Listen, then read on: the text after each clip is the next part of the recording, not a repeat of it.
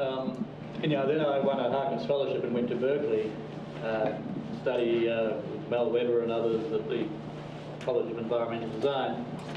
But he sort of introduced me to Aaron Wildowski in the New School of Public Policy. And I ended up doing my thesis on urban development economics, and some chapters of that ended up in a book on implementation. I have always been, and of course maintained a friendship with Aaron, interested in the business of the implementation of legislation and new reforms and so on. When I went back to New Zealand, curiously, I went right out of that field for a while and went into investment banking and technology development and venture capital. And then I heard about as you may know, in the mid-80s, there was a whole package of reforms in New Zealand to deregulate most sectors of the economy, including land. And we dumped a whole package of different legislation relating to land use and consents and permits and replaced it with the Resource Management Act. And the intention of the Resource Management Act was to get rid of planning as such. The word doesn't appear in the Act, and replace it with management of environmental effects by performance standards. So we've actually gone down that route. Now the problem was that the planning profession, of course, never supported this. It was intended to put them out of business, so why would they? And nor did the universities who are producing planners. So you had a remarkable situation of a piece of legislation which was being administered by people who were totally hostile to it. Because the Act starts off in English, in ordinary English, saying markets are the best means of allocating resources. But you must internalize your externalities, if you like. It had a strong economist thread. In fact, it was drafted by economists. But of course, the planning profession not only doesn't like markets, but loathes economists. And of course the judges carried on, and so they really didn't want to have their world of case law upset. So we've got a very curious outcome. And I ran into it when I went to build a house in our eco-city and suddenly heard all these rumours were true because I got all this stuff. And so I became interested, and I'm now running a think tank to try and get the RMA back online, which probably means reforming it to make it more bulletproof against the new religion of nature worship. Because that's what nobody foresaw, that environmental effect would become anything which interferes with this perfect balance and harmony of nature. It's a religious war we're playing. On two fronts now. Thanks.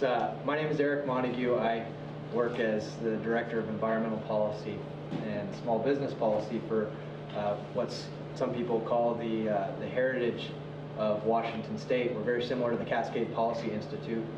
Washington Policy Center is a free market think tank based in Seattle. We do research on a number of issues, from small business and economic climate issues and state budget issues, and also environmental issues and growth management issues. What I've been asked to talk about a little bit today is a report that we published jointly with the Reason Public Policy Institute, which is Adrian Moore's group. He gave the first presentation earlier today. Trying to really establish how much of the increase in housing prices can be attributed to planning and the growth management. This is really helpful for folks in local communities who want to try and show their local planners and their local policymakers what the impact of growth management policies really is. So I'll talk a little bit about that with my presentation later today. One thing I like to mention when I give these presentations, I'm usually either the youngest person in the room or one of the youngest people in the room, but this is something that's really, really important to people my age, people who are growing families, people who are trying to find. I just recently got married, and my wife and I are trying to buy a house in Seattle. We can't find a house that we can afford anywhere within an hour driving distance of either one of our jobs. So this is a really, really important issue for us, and I hope that you will take that information back and talk to your kids, if you have kids who are in school, talk to people that you know. Make sure that younger folks, younger growing families understand the importance of this issue, because it really is a big deal. Let me pick up with that and make my presentation not about growth management in general, but rather some rather pernicious forms that it's taking in a lot of parts of the country. What I was going to do is take off on something that Joe Neal had been talking about this morning, but it's very relevant to your issue as well, and that's the issue of home ownership, housing affordability, and the fact that this really isn't about land and design, it's about people and their hopes and aspirations. Joe talked about, and I guess everybody saw Joe Neal's presentation from South Carolina, Joe was talking about the hopes and aspirations of the black community in a county in South Carolina that is having essentially opportunity to use the land that they have for the fulfillment of their own hopes and dreams and economic advance as a consequence of a planning process that will essentially allow them to do nothing of particular value with that. And Joe talked about that compared to whites, homeownership rates among blacks is substantially lower, and the implication of that is not just a choice of tenancy, but a choice of net worth and well-being. Joe quite rightly emphasized the point that home ownership for most Americans is the ticket to net worth enhancement growth, and for most Americans, the home is one of their most important assets. And by denying and limiting home ownership among certain classes of Americans, you also deny them access to wealth and net worth and all the good things that come from that, including the ability to start a business, educate their children, and pass something on to the next generation. Joe didn't give you any facts and figures, but the facts and figures are startling. The home ownership rate among blacks in the United States is about 48% today. That compares with about 60% for Americans in general and 75% for white Americans. And while the black home ownership rate is up from where it was about 15 years ago or 10 years ago, where it was about 42, 43%, the home ownership rate at 48% today is exactly where the American national home ownership rate was in 1890. So notwithstanding the civil rights movement and the opening of opportunity, they've managed to get where the country as a whole was more than 114 years ago. So there's a lot of gap closing to be undertaken. And I see my concern is, and his concern is, a lot of strains of land use management and growth guidelines are really designed or will have the implication, whether explicit or implicit, of limiting home ownership opportunities for those who are least able to bear it. And becoming a homeowner, it really has significant impacts on one's net worth. Every 5 years, the Federal Reserve Board takes a huge sample of American portfolios, and they measure everything, your 401k, your stock holdings, your savings certificates, your debt, your assets, your net worth. And then they slice it and dice it in a variety of different ways. One of the ways they slice it and dice it is whether you're a homeowner or you're a renter. If you're a homeowner in 2001, the latest figures the Federal Reserve produces, your net worth for average homeowners in the United States, bear in mind we're talking about slightly more than 68% of the population, your net worth is $171,000. And about $125,000 of that is net worth in your home. And the lower your income, but you're still a homeowner, the more important the home is for you. For people under $40,000, the home is more than half their net worth. For people with incomes over $100,000, your home net worth is about 10%. So it's really not that important to them because they have other ways of becoming wealthy, which people with modest incomes do not. For renters, the net worth is $4,800. So there's a 35-fold difference between being a renter and being a homeowner in the United States. And this is exactly what Mr. Neal was talking about. 35-fold difference. We're not talking about marginal differences, we're talking about profound differences, and we're talking about lots and lots of money. And what we see, and what I see in many places, and I'm going to talk specifically about where I live in the fast-growing suburbs of Washington, D.C., more and more the smart growth movement has really morphed into I'm here first and you're not. And there are all sorts of opportunities for our community to upgrade their demographics hiding behind the smart growth movement.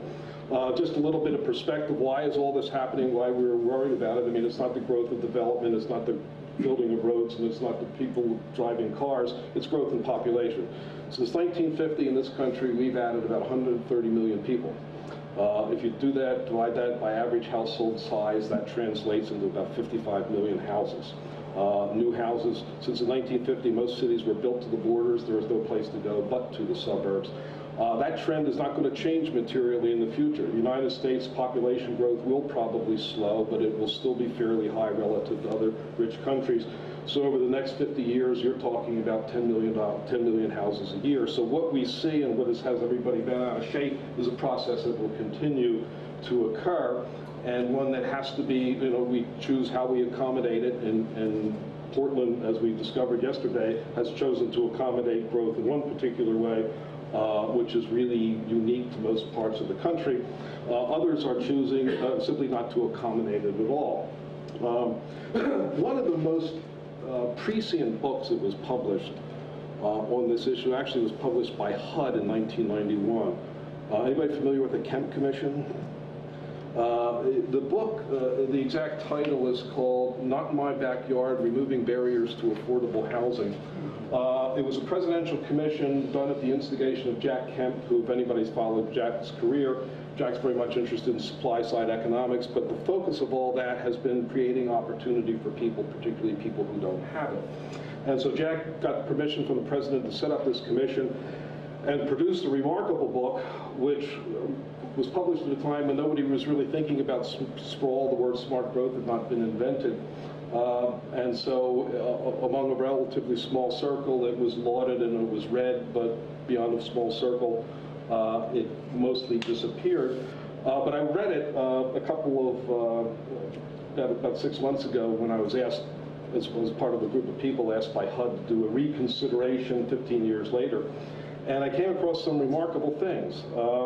One of the statements here, and this sounds so much out of the issues that Joe Neal was talking about today, as well as many others.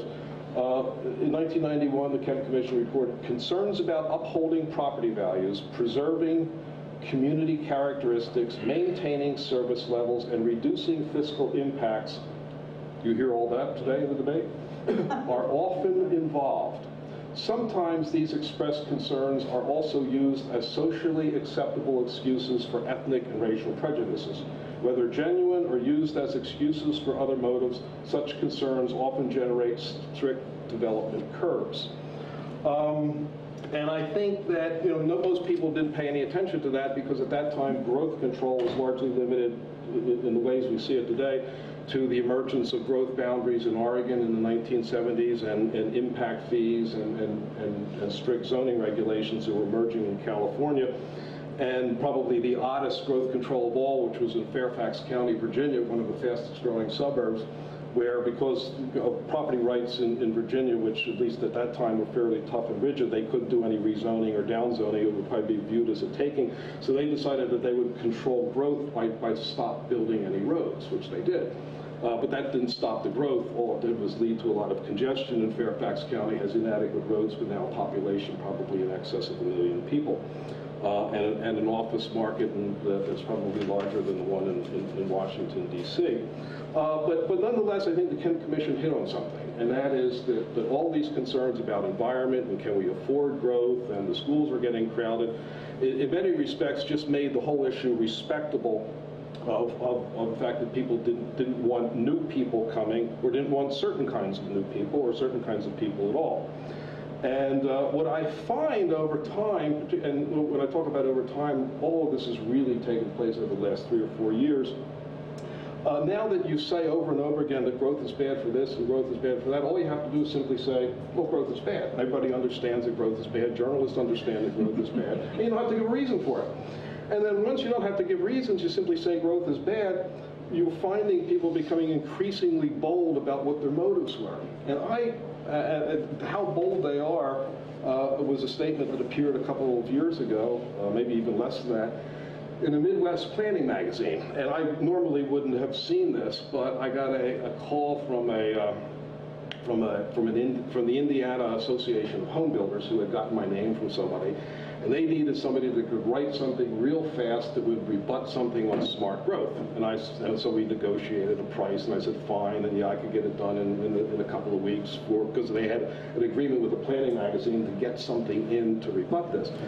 And I said, just send it to me and I'll write it up. And I assumed it was going to be the usual thing. Growth harms nature, causes traffic congestion. We need to mix commercial and residential together. The whole usual stuff that you hear over and over again.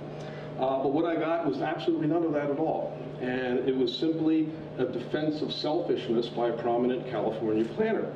And I could read a variety of statements, but this was essentially close to the bullet points at the conclusion. And this is what the planner says in a planning magazine. Now you understand why the home builders were so upset. If a community or region refuses to grow, the result may be higher prices, economic displacement, and hardship, and dangerous crowded housing in exchange for keeping a desirable quality of life for the already landed middle and upper income groups. If the local voters are willing to pay this price, why should planners try to prevent it? And there you have as candid and a bold a statement as what is essentially going on in many communities around the country, and certainly in the communities that are the suburbs of Washington, D.C. I live in Northern Virginia. There are about seven counties that can be viewed as suburbs of Washington, D.C. And Washington is growing so fast and we're sprawling so fast, and the sprawl in part now is induced by the land use planning regulations, is that the fringe of the Washington suburbs is now closer to Richmond than it is to Washington, D.C., because this is where people are forced to go for affordable houses. All these counties are growing fairly quickly. The 2003 census estimates were just produced, and of the top 20 fast-growing counties in the United States, 3 of them are in the Northern Virginia suburbs of Washington, D.C., and Loudoun County, which has been a real battleground for this issue, has continued to hold the #1 position of the fastest-growing county in the United States. The issue is hot there. All electoral races, nobody talks about crime, nobody talks about taxes, nobody talks about schools, nobody talks about anything except my position on growth. So candidates run on I'm opposed to it, I'm sort of opposed to it, I favor it. And so it goes back and forth. But this is basically the only thing that's being debated in these communities. And what has happened is under the guise of smart growth, and again, sometimes under, oh, the schools are so crowded, we can't afford growth, growth doesn't pay for itself, and so on and so on, the whole litany of things, all of these places in one way or the other, in a state that has no central authorization for anybody to engage in any particular form of growth management, where freedom is allowed, these people have done their own growth management, which is really, I view as a growth management designed to essentially upgrade your demographics. You cannot discriminate by people. You cannot permit people of a certain income. You cannot permit people of a certain exclude people of a certain income or race from your community. The courts would strike you down in a minute. But you can implicitly charge an admissions fee to your community, and that's what we've done. We don't call it an admissions fee, but we, under the guise of growth management, we, meaning many of the Virginia communities, have instituted plans which essentially hike up substantially in a variety of different ways the cost of a particular house.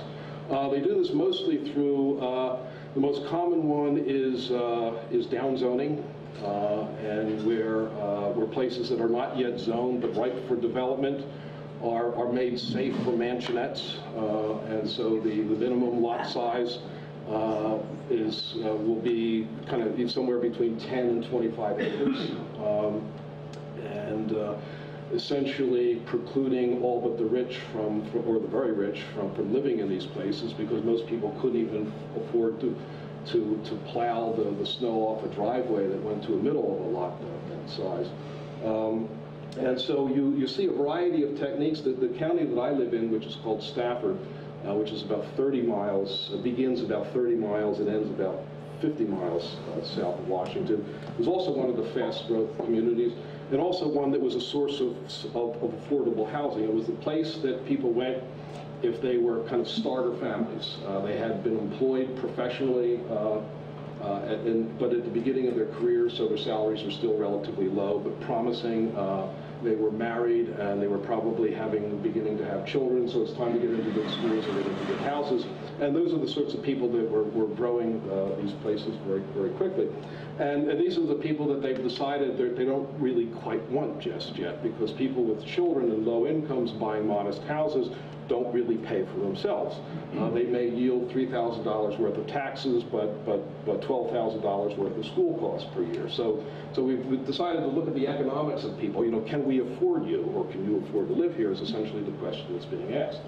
And so we've made it unaffordable for people like that by having minimum lot sizes, mandated amenities. All houses in some parts of the fast-growing community have to be made of brick.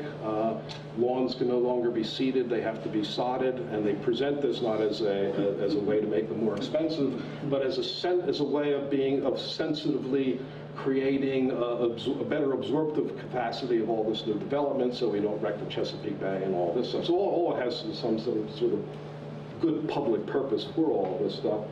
But in Loudoun County, 10 to 25 acres. In Prince William County, 5 to 10 acres in the undeveloped place. A lot of existing zoning was changed. There was an interesting takings case in the developed part of Prince William County. There was a lot owned by two elderly sisters. The land had been in the family since World War II. In the 1950s, it was zoned 4 houses per acre. In a comprehensive rezoning in the mid-1990s, that zoning was reconfirmed. But in about 2000, they downzoned that from 4 houses to 1 acre to 1 house per acre, and therefore diminished the value of the land to developers, because most of the development was occurring there on 1/4 acre lots. And so they took it to court on the takings, and the judge says that after lengthy hearings, said that while it's unfair, it's not illegal, and so the downzoning stayed. And so you see this in community after community, and everybody is now running on a smart growth package that involves larger lot sizes, and essentially more sprawl. I have a quote from one supervisor who was defending himself from accusations that he was not sufficiently anti-growth, and the election was coming up. And so he wrote an op-ed in the local paper, and this is what he did. This is in Spotsylvania County, which is a little further out. He said, under my regime or my administration, we have reduced residential densities in the new land use plan by 43%. I have raised the impact fee. We're really not allowed to have impact fees, so we call them proffers. We've raised the impact fee to $19,000 per house. And we've rezoned land designed for high-density townhouse use that had been already zoned for 880 townhouses to commercial only. And so I could go on with things like this. They basically eliminated any mobile homes. They don't even grandfather them in, but they don't eliminate them. They would simply say, your repairs to them are limited to 10% of the value of them. So if you have a 20-year-old mobile home and your toilet goes bad, you probably can't get it fixed, and so you have to abandon it. And they figure after 15 years they'll all be abandoned. Yes, sir? Does that include manufactured homes? Well, yes. Well, in the same plot, how this came up was the same area already was attractive to lower income people. It was close to the Quantico military base, which has a huge blue-collar civilian population. They still had about 200 undeveloped acres. And when the action forcing event was that they wanted to put in kind of permanent double wides that would still be affordable to the kind of people. Yes, but they were limited. So everything was zoned out. What was already zoned for mobile type homes was rezoned commercial. And then the existing mobile homes were essentially in the slow process of being put out of business. So you see this being repeated time after time. The consequence is in Stafford County, which 5 years ago was the place where you could buy a $225,000 single-family detached house that was pretty nice, and 4 bedrooms and 2.5 baths and about 1/4 of an acre. Most of the houses that are now being undertaken are about $500,000. They're bigger, they're better houses, they're on larger lots, but mostly because that's what you can do. The consequence is that growth is now leapfrogging further. The fringe of the Washington suburbs is now beginning, as I said, is closer to Richmond than it is in Washington, and those places are now, it's not that we're running out of land, it's just that there's still plenty of land in all these counties like Prince William and Stafford, but they've simply decided that we've basically got enough growth as we want, and the growth that we get are going to be people who are going to be, create a net profit to the community in terms of buying big houses with big property taxes and probably relatively small families. They have an impact fee for apartments that makes apartments essentially unprofitable. The impact fee for townhouses is almost the same as the single-family detached houses. So the impact fees and the proffers are done in a very regressive way, so that if you're a builder and you're looking at what can I do here, the only thing you're going to do is costly single-family houses of a luxury nature, and the rest of the people can figure out, they can densify someplace else, but you're not going to densify any place. You now have about 5 counties doing this, which means that people are moving further and further away. When I say they're leapfrogging now, they're leapfrogging to about 70 miles now from Washington, D.C., And I commute from about 55 miles because I chose to live in a rustic setting on the river. But at 5 o'clock in the morning, I-95 is crowded with people. I mean, this is what it is driving people to do. And Caroline County has now decided, which is a very rural county, and they're seeing all this stuff come in, has decided that they don't want any more of this, and so they have recently rezoned their land to 25 acres in the area that will be developed, and with only some tiny little place that can be developed at somewhat higher densities. But builders have come in wanting to do high-density stuff, and they've been rejected. What happens if you own a 5-acre plot of land before the zoning happened? Would you not be allowed to build It houses? depends, because some of them are actually downzoning existing things. They just do an overlay. And most of the efforts to take this to court under some form of taking have been rejected by the judges. There have been some temporary taking successes simply because the judge claimed that you could take it, but you have to follow the procedures. In this case, you did. So they have to simply go back.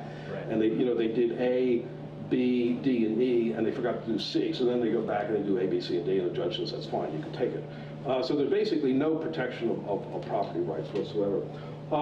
And so what we're seeing now is what was once a very affordable place and a very fast-growing place now becoming a very unaffordable place.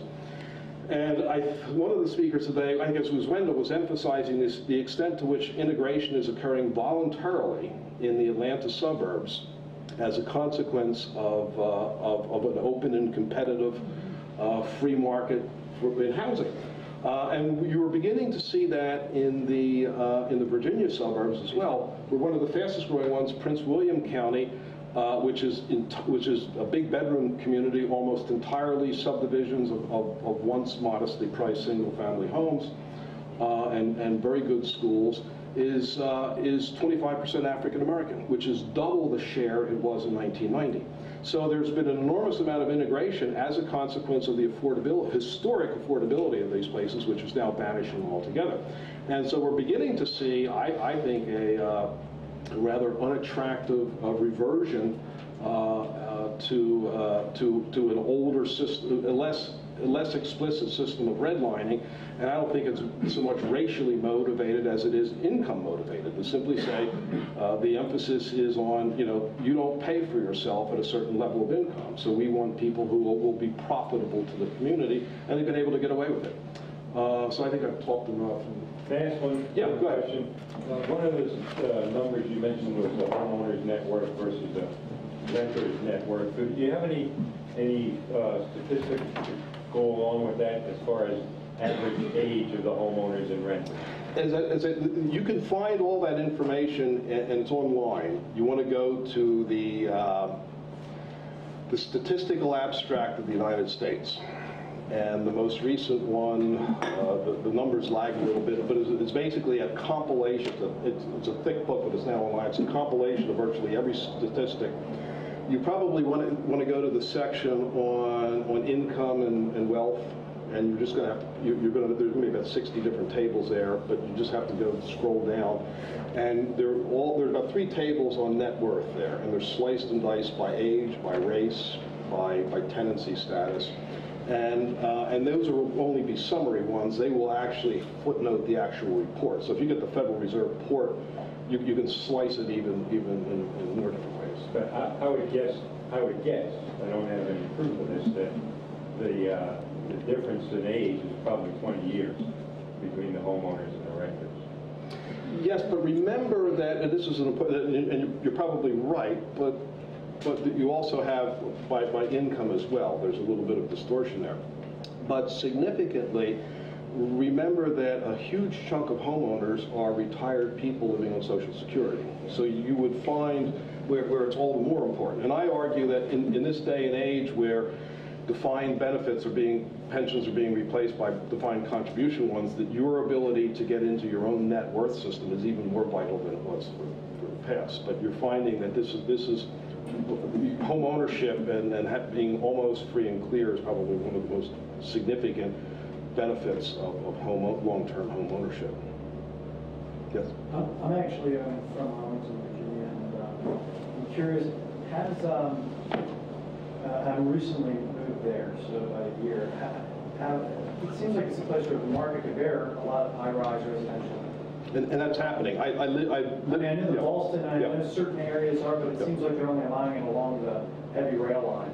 And, Well, there's been a lot of infill of where smaller houses have been, because I lived there for 20 years, and so I watched it change dramatically, and then decided I'll take my capital gain and go someplace else. Not that I dislike the place, but Arlington, which was once a traditional suburb, is now becoming an urbanized environment with a lot of high rises, a lot of things you associate with cities, and its density is rising. I mean, it's a place where every lot that was available to build on was built on by the mid-1960s, and yet over the last 15 years the population has consistently risen as a result of densification of existing lots and replacement of single-family homes with high-rises. The whole courthouse section, 15 years ago, was all single-family detached houses on third-acre lots, and everybody collectively sold off to a developer. So that has already changed dramatically.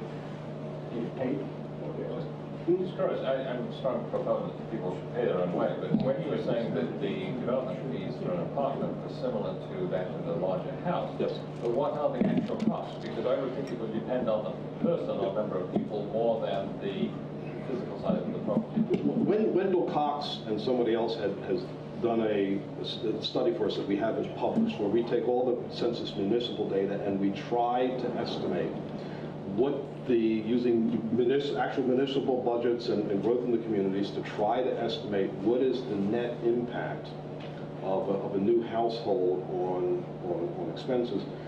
And it comes out to something like $80 a year.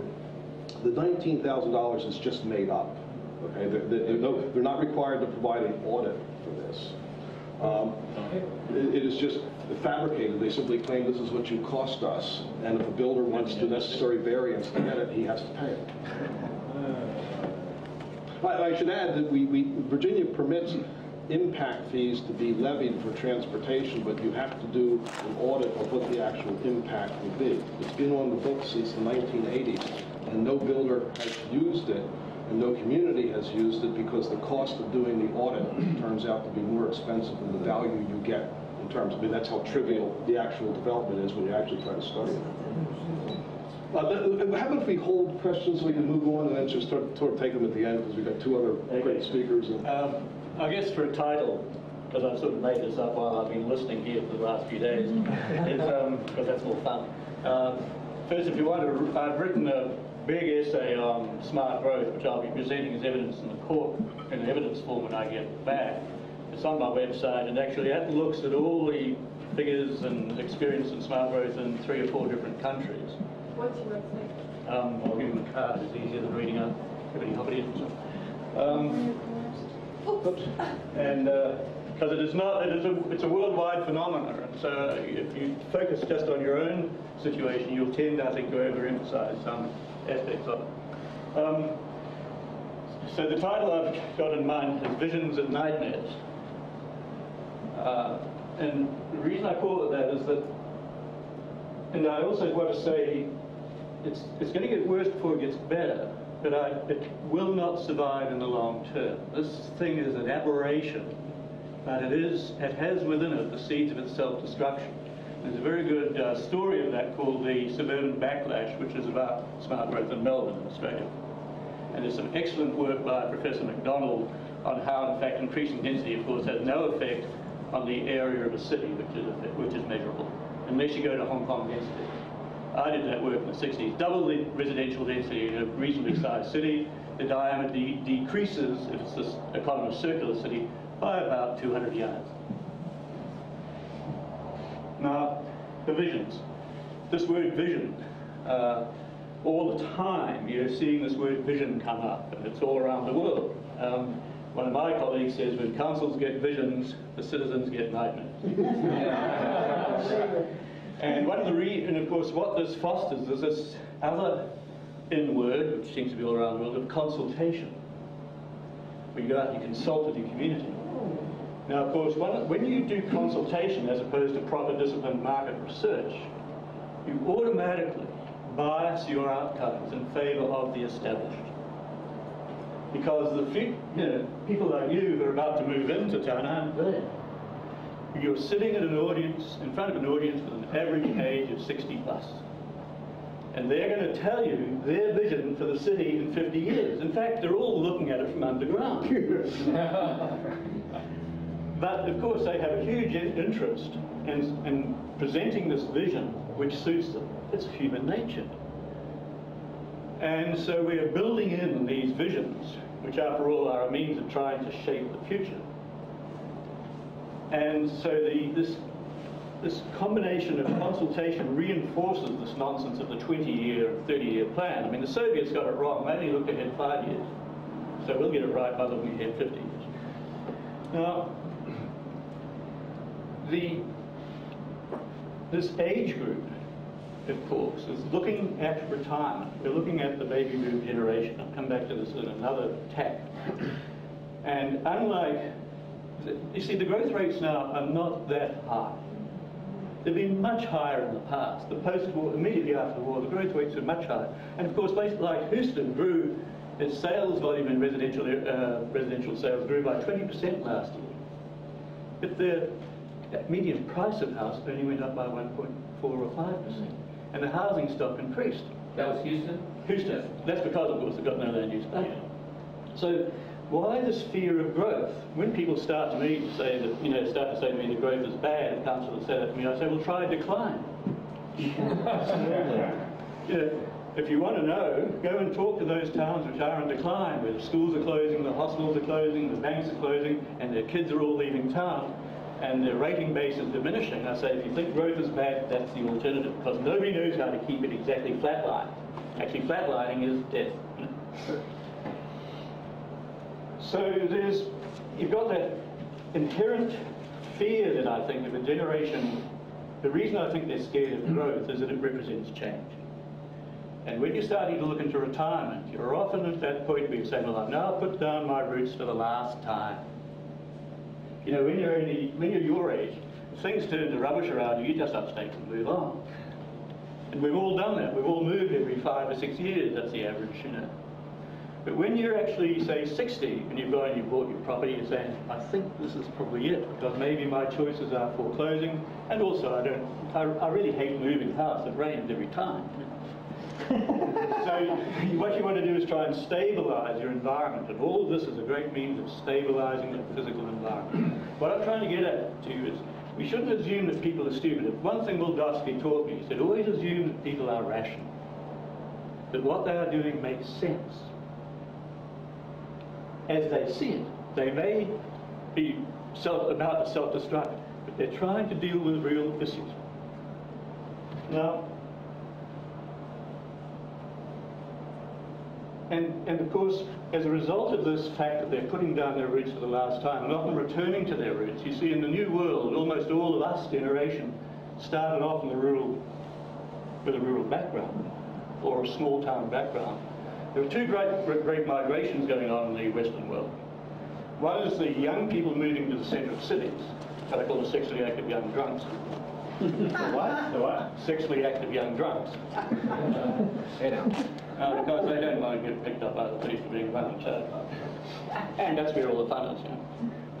And on the other hand, you've got the pre-retirement market moving out into the countryside, probably being forced to go further than they would like by these anti-sprawl rules. That's what happened to me. I set out to just move across the road and ended up going, 1.5 hours drive up into the far north to get away from the planet.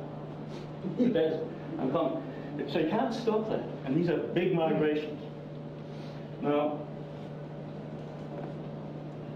this generation, which is driving that out-migration into the countryside or into the sun belt or into the small village, is the baby boom generation. And back in the mid-80s, a New Zealand economist, a demographic economist, wrote a paper and then a book called The Selfish Generation. He pointed out that immediately after the Second World War, you had this big baby boom. And because there'd been the Depression and then the war, and they all come home from the war in the Western countries, including America and New Zealand and Australia, they were seen as really deserving of assistance. And of course, in the welfare economies, like New Zealand, Australia, and England, they were given all manner of welfare assistance. But in the United States, there were similar transfers, GI, housing bills, and so on. So you have a generation which is actually taking, there's a transfer of wealth, and he's documented all of this, from the pensioner class, the older people, back to these deserving young. The assumption was that as they moved through, like the pig which has been swallowed by the python, you know, then they would do the same. When they were established, that they would transfer wealth to the young. But of course, the baby boom generation, we've known for many years in marketing and so on, that they dominate the commercial market, but they also dominate the political market. So in fact, you find that as this pig moves through the python, the transfers keep following the pig. Okay? So having got from when I was sitting here, you know, I got all this assistance, and now I'm here, and I'm still getting it. What's more, I'm going to make sure I still keep getting it. So, and then I found I've got these nightmares, because you know, you're looking at retirement, you know the demographics are skewed to hell, that there aren't enough young people to keep paying the pension. So you look out to 25 years of life maybe beyond retirement. You think that's a long time. So what can I do to protect? This is the nightmare side of it. I get this feeling that maybe in 10 years there won't be a pension. There won't be the funds. So how can I secure myself against that nightmare? Then it happens that some young planners who are environmentalists and watermelons and neo-fascists and so on bring in this thing called smart growth. And I don't know what the hell they're on about. But one thing I notice immediately, my land and house price starts to rise. I'm getting richer. This asset is accumulating in value. And maybe that's my insurance policy against the end of the pension. Because whereas this house only a few years ago was only worth $150,000, my God, it's now worth $500,000. At this point, of course, some swine like me comes along and says, hey, this is bad planning. We should get rid of these barriers, and then all the house prices will drop. Well, they'll shoot me. They don't want to know. The other thing they're scared of is a change in growth. They believe, they're wrong of course, drives up rates and property taxes. So how can I control rates which are a variable and turn them into a fixed item? Because that's a real scary item for pensioners. Everywhere you go, pensioners worry about rates. What kind of rates? Property taxes. Oh, okay. Sorry, different word. Churchill said, two people separated by a common language. Property taxes. Well, one way, and they say this quite explicitly, we will introduce these front-end or development fees so that the cost of growth is going to be picked up by the greedy developer. It's not, of course, it's picked up by you, the customer, the newcomer. But they don't care about the young generation. They never have. This is the greedy, the selfish generation. That's us. So they are quite happy to have you pay this extra $15,000 or $30,000 because that's going to pay for the growth, which means that my property taxes won't go up. And many of the politicians around the world are quite explicit about that. When they ask for the reason for the front-end fees, they say it's so that these new people coming in pay all the costs up front and our property taxes don't go up. The third fear they have, because we've all been driving cars, we've got 2 or 3 of them and 2 boats and all that stuff on the golf cart and it'll ride on all night. But the other fear is one day you lose your license and you become a tetraplegic or whatever it is. You're immobile. What's going to happen about that? Well, maybe all of these half-wits who want to build trains might provide my solution. In other words, public transit. Maybe the insurance policy against my immobility when I finally go blind or whatever. You're starting to hear that said, you know, that there's more concern expressed about people who cannot drive. It's not the young criminals, it's me in the future.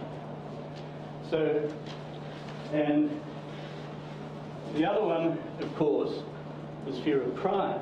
And somehow or other they've been persuaded that these new urbanist things and this new way of living and all these trends reduce crime. We now know that that's not correct. And I think you'll find that when you put that information out that is going to have a big effect on this selfish generation. I guess what I'm trying to say, unless you understand this motivation, it may not be in the frontal lobe, but it's sort of this gut feeling, you won't turn it around. But if we can start to prove that these theories will increase crime, not reduce it, you might start to get a better hearing. Similarly with transport, I don't know if you were there for the talk by, I'm sorry, I've forgotten his name, wonderful presentation about using all the cars. This is always Mel Weber's idea. We've got all the cars to move the whole world around. So by using handheld computing devices, you turn these privately owned cars into a public transport system. And the device is a PDP. If I was to market that, you see, I go into these counsellors who are having both visions and nightmares and say, this is called pensioners driving pensioners. Now you're saying, I'm going to solve your transport problem, you know, when you finally go Gaga and blind and dribble. But when you're 75, you'll be driven around by a 65-year-old. And the 65-year-old has got another income. Further insurance against pension loss. So what we have to say is, look, the trains won't work. For one thing, you'll be mugged. Okay? And also, you'll fall out of them, you'll get run over. My mother-in-law finally died because she fell out of a bus. Buses are actually, that's why they don't like buses. Climbing in and out of buses is very difficult when you get out from it. I think that's why they take trains. But if you can say to them that you will drive 75-year-olds around and earn some money, and when finally you can't drive, then a real youngster of 68 will drive you around. And we've got to bring home to them the fact that they also will lose young people if you price them out of the market. You might think they're worried about blacks and Hispanics, and I believe that was true in the 70s. I think you've got to say to them that maybe what you're worried about, but what you're talking about is driving away all the young people. They're mobile. And already in New Zealand, where smart growth has been in the big city, the average age of a nurse is 43. Now just think about that. When I finally am lying in a rest home about to shuffle off the mortal coil, I'd like to think there'll be some gorgeous young thing holding my hand and flooding her eyes at me. In fact, she's going to be 75. And what's more, she wants me out of the bed because she wants to get into it, because she's next to go. And I think you have to start to paint these alternative nightmares and say, let's start to make sure you keep the young people around you so that you do have young people to do all of these things that only young people can do. Now, so what I'm getting at, we have to, in all these different systems, understand that the selfish generation has always had its own way. As it happens, they're sitting here now and being fed a new line of environmental fascism, which is used to justify a whole religious nature worshipping thing. That's what the young planners are saying. But what they're hearing is something which will secure them and insure them against their nightmares. And I think we can then understand and say, not only are these people raping your property rights, but there are better solutions. You know, the PDP, pensioners driving pensioners, is better than buses and trains. Finally, on that one, the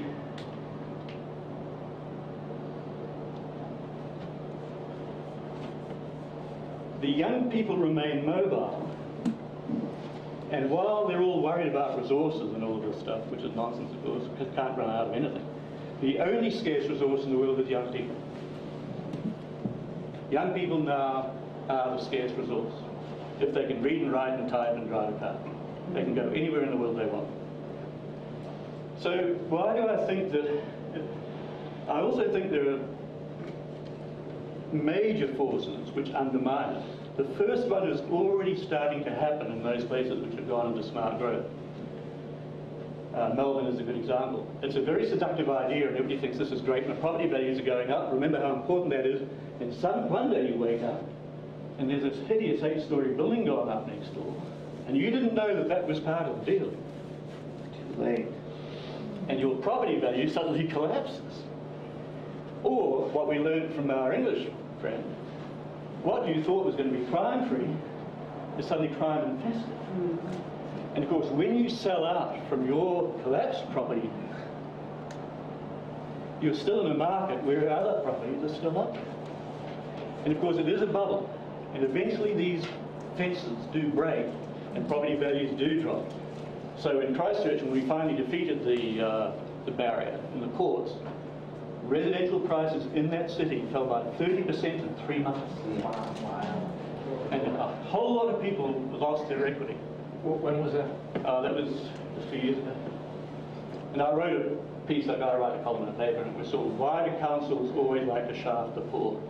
Because they shafted them coming in because they all had to burrow up to here. And when we finally beat them in the court, they got shafted again because they lost their equity. So I think you have to start pointing that out, and the Melbourne story is another good example. The other thing is that I think that while these things seem to suit, I do believe that in the Western world, and certainly in America, we do value our freedoms, we do value our property rights. We're prepared to put up with these eco-fascists while it seems to be doing us good. But at the first sign that it is really doing us huge damage, I think we'll claim back our freedoms and our constitutional rights. And one of those constitutional rights is religious freedom. See, the nature worshippers are a new religion. And I'm finding, although I'm not a Christian, I do value my Christian and Judeo-Christian heritage. A lot of the groups that are coming in now to demand back property rights are Christian groups. And they're motivated by the distaste for animism and nature worship. So, as I say, let's not just always look at these people as though they're fools and so on. They may be. I mean, but I think also you always need to say, well, what's motivating them? And if I can understand it, maybe I can deliver a better solution. Like pensioners driving pensioners, so they don't depend on transit. Or real crime-free zones, not pseudo-ones. And point out that you may think you've got this hugely growing asset, but the same planning theory will destroy it, sure as God made little apples, probably in 2 years' time. Thank you.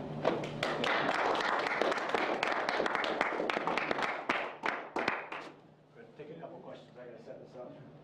Owen, the part about young people are a scarce resource is true here in the United States and in many European countries. But there are sectors of the population that are expanding. Like if you look among the Muslim population and the populations in Africa and in South America, I mean, it's not always going to be that the population is shrinking here in the United States. Because of in-migration from some of those unless we take control of that. Well, let me just get the figures into real perspective. The population collapse in the Western world is well underway. We were told to fear the population explosion. We're actually looking at a population implosion, particularly in Europe. You know that the fertility rate is an unfortunate term because it sounds as though it's biological. Family replacement rate is probably a better term, right? You need a family replacement rate of, say, 2.2 to sustain a population. In Italy, the family replacement rate is now 1.1. Now, that's a great statistic because what it means, it tells you what happens in one generation. If you've got a replacement rate of 1.1, it means that in a generation's time, let's say that's 30 years, your population is half what it is today. That is what the Italians are looking at. And the French and the Spaniards are not far behind. Interestingly, the Chinese are far worse. What's that? The Chinese are far For worse. another reason, I think, keep those out of the equation because the complexities that they had enforced on them. The interesting thing is that these are the 3 Catholic countries in Europe, which are against abortion, contraception, and divorce. All that does is prove to me that human beings are wonderfully cussed. Tell them what to do, and they always do the other thing. And their immediate response, particularly the French, was migration. And of course, they've now got a huge Muslim population. And European countries don't deal with migration very well. You're going to need to look at recent history. Now, America is interesting because we normally look at the indicators as being wealth and female literacy. That's what sets these low fertility rates. That's the relationship. It's inverse. But America is almost replacing itself with its fertility rate. It's about just under 2. So it only needs 1 million migrants a year to maintain its population. And you're getting that, and you're getting the cream. You don't need to take any rubbish. Half of them are coming to California.